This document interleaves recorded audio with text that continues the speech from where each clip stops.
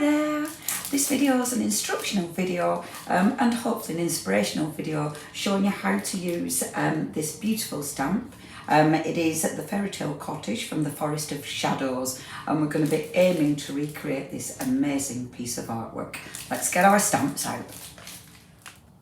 So as you can see, this is another big beautiful set of stamps, A4 stamp set, and what I've done is taken the original image, the original artwork, and broke it down for you. So it means we've got this big beautiful floral sort of I don't know, it's like an arch, isn't it? That you can create your own frame with, but you can do so much more with. I've broke up the flowers so you've got extra flowers and extra leaves. I've also given you a separate tree that's completely different from that. And I've also taken the cottage out, redrawn the cottage so you've got that. So, because I thought that's really cute, you can use that in a different design altogether. You've got a tiny little pebble. You never know when you're going to need that. And this little beauty is a filler. So you'll see that there's shading here. Now I didn't put that on this stamp because that'd restrict the thing you can do with it. But I wanted you to be able to recreate your own shading. So that is what that little stamp is for. You've got grass verges as well, so you can really build up that image. So we're aiming to try and recreate this, or a version of.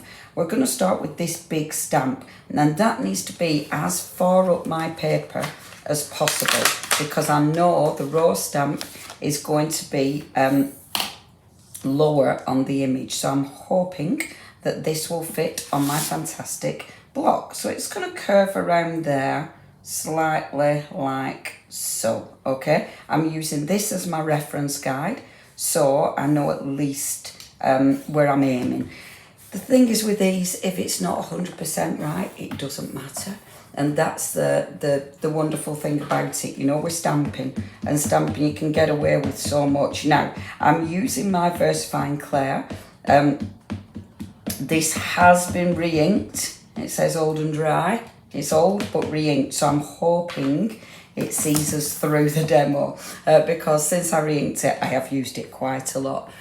So I'm really hoping it'll be fine. Now I can see the reflection. I do apologise. That's my the bar over the top of my work. Yeah, my lighting isn't helping that reflection, sorry. But hopefully you can still see me work. So we've got that there. See, it does need a little bit of work. Do you know what I'm going to do? Because that one's running out, I'm going to move on to the brown. I don't normally stamp these in brown. I'm doing that because I know this ink pad is a lot juicier.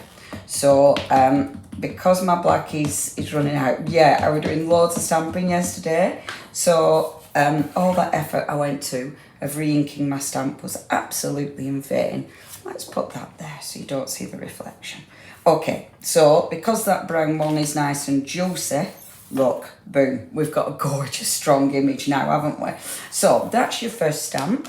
The next stamp I'm going to be going for is to help we're going to recreate the frame then, but put this one on first. Now, I'm not going to attempt to get it hugging in all the places. I'm just going to have it sort of sitting around here, okay? And then it's been, when they've done it, that one is slightly, I needed to move this flower in a bit, and I haven't. You could, if you wanted to, when you were doing this, you could stamp this first and then try and squidge this down because you can move the flower. But I don't think it's worth it. Because you've got that filler inner, just do it this way. It's not worth trying to get this to bend round. It needed to be bent round slightly more, I think. But it's just not worth faff because it'll look amazing. Trust me. I'm a stamper. Oh man, it's so nice using a juicy ink pad. That feels so much better.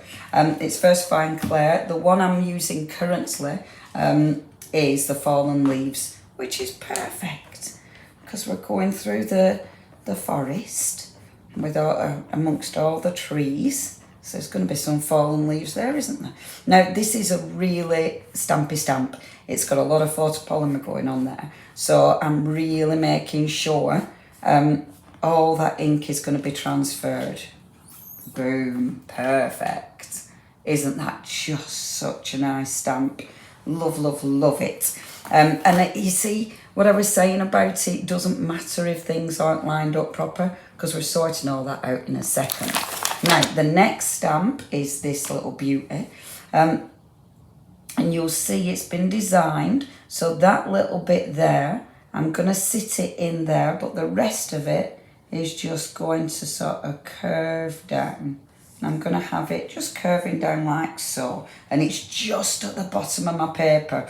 Ooh, I could have done to have, I probably could have done to have used a slightly higher up, but I were right at the top of my my platform on this one. It's a big old stamp is this one. And then, I mean, this is beautiful. And you've got the rose, you've got the bud, all the ivy. I mean, there's so many ways you'll use this. And wait till you see the design team. If you haven't seen what the design team have done yet with these, then please join Art Inspirations Creations, our lovely Facebook group. There's tons of inspiration on there, and my team are fantastic. Look at that. Isn't that just lovely? It just curves around, and now we do the filler inner bits, okay? Now, filler inners. So, when you look at the packaging, there's this little flowery bit there. Now, I made that into a separate stamp for you, because if it was linked onto either of these, it didn't really work properly as a stamp in its own right, but as a stamp in its own right, it's perfect. Now, lining it up, I've had to kind of, this one, because I've sort of shifted it round a bit, it's going to overstamp some of the images, but that isn't a problem. So just line it up. Because these stamps are quite rich and dark, it doesn't matter if you overlay things. I'm going to have it about there. So it is going to, then again, I really like that swirl. Maybe I will bring it, shall I bring it down?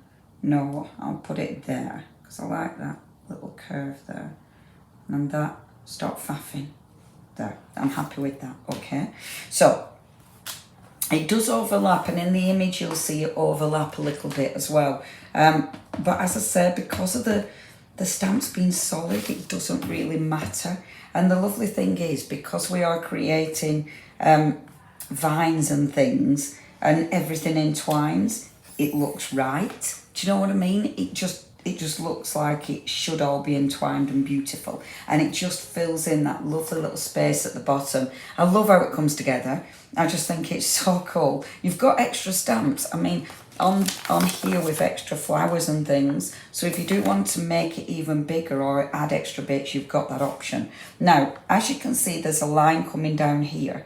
But we're going to fill these bits in with the actual grass that I've given you in the stamps. So as you can see, you've got this lovely big long grass verge. So that lovely little grass verge, we're going to bring that down. There's quite a bit of open space around here. So even though we've got that grass verge on here, I might do an extra bit because we've got so much open space, so why not? So I'm going to take this stamp first of all. And this now, I'm making this up because look, that grass verge is there. You've got it. So really all this should be shading. All this should really, when you look at that one, because you've got one trunk, we're at two trunk, one trunk, two trunk. So this is that grass verge. I've given you this stamp because I thought that's a big open space. So rather than having shading, let's have more grass. Let's have more, you know, more detail. So I'm putting that in there. Now eyeball this, because I don't want to put ink on that bit. So my ink is just going on that first section, just there. Okay, so I've kind of eyeballed it. Luckily, there's a bit of tape on my mat, which I haven't done on purpose, but that little bit of tape really helps me eyeball it. So that's a top tip, because boom, we've filled that space. Now, the other side of it, I'm remembering which part of the stamp I inked, because I don't want to put that over there. This is absolutely a normal thing I'd do. I'd normally put it over there because I won't be thinking, and then I'd get my grasses over there. Don't want to do that. So what I'm going to do is just have it coming down here like so. And again, I'm only going to ink that first bit, okay? So to where my dirty bit is on my platform, tell you all these marks and dirty bits. Mind you, I can't see the dirty bit now. But anyway, it's about there, isn't it? So filling in that space, boom, see? And it looks like, now can you see that little gap? Aha, worry not, because we have a little pebble. Now for little stamps like this, I ain't going to be bothering with my platform. So just take this. Now this is when I go into play mode. Give me a few little stamps like this and I'm off. Because you can start faffing and playing and creating. Look, perfect. And if you want to, you can create some more little detailed elements. So we could put some more little, you know, in fact, look, we could put more pebbles down here as well if we wanted to. So faff, we love faffing. So that's our little pebble. Where did it go? I have to put it back in the right place or else I'll lose it forever. Now, filling in the gaps. So we've got gaps, we've got a few gaps up there. We've got all this. On the original, of course, there's loads and loads of shading. So to actually shade, I've got this stamp. Now, as I say, on one of the other stamps, and it is, bear with while I rummage. You'll just hear lots of noise. So it's this one, The Wanderer. Every time I say that, I do want to break into song. These stamps are exactly the same. They're good filler inners. In fact, I might pinch this one. And we might use that one on this one as well. So if you've got that stamp, I'm going to put it there and hope I don't forget. So if you have got this stamp set as well, then those stamps work equally fabulous at this. So what you're doing is creating shade. You're creating detail. So you do not need to be perfect with this. So I'm just coming in. Doesn't matter if you overlap because, interestingly, because of the design of it, it kind of works. So even if you overlap, it looks like it's meant to be that way. See, it's just creating shade. Well, I like this because it's easy. You know what I mean? And it looks right. It looks like it's meant to be like this. So that shade that you're creating with just that little stamp, dead easy, but it fills in that space. You don't have to do this. You might just want to colour it in. You might want that open space to colour in. But I just like the shadow that she put in the original artwork. So I thought I want to recreate that shadow. And to recreate that shadow, I want to use a stamp. So I'm going to angle it to get in there. Angle it to get in there. And then, I mean, realistically, do I need to come down here? Probably not. But I will do there. Look how different it looks already. Pop a bit more here as well, like so. I'm going to leave it round here because I want this to stand out. I don't want the shading to come this far down. At the top, it's funny because you kind of forget at the top there's them open spaces. What I would do, actually, any open spaces, I go in with a pen. If it's solid at least. If, however, you don't want to go in with a pen or a pencil, if you just go in with your other little stamp, and this is from The Wanderer, but this is another shading stamp, and you can actually shade with your stamp if you wish. But your easiest and quickest way is actually with a pencil. In fact, let me show you. So you can go in with the stamp, but as I say, I'm just moving my ink pad so I don't make a mess. If I go in with a pencil, pen's good because it's more solid, but I have no pens with me currently.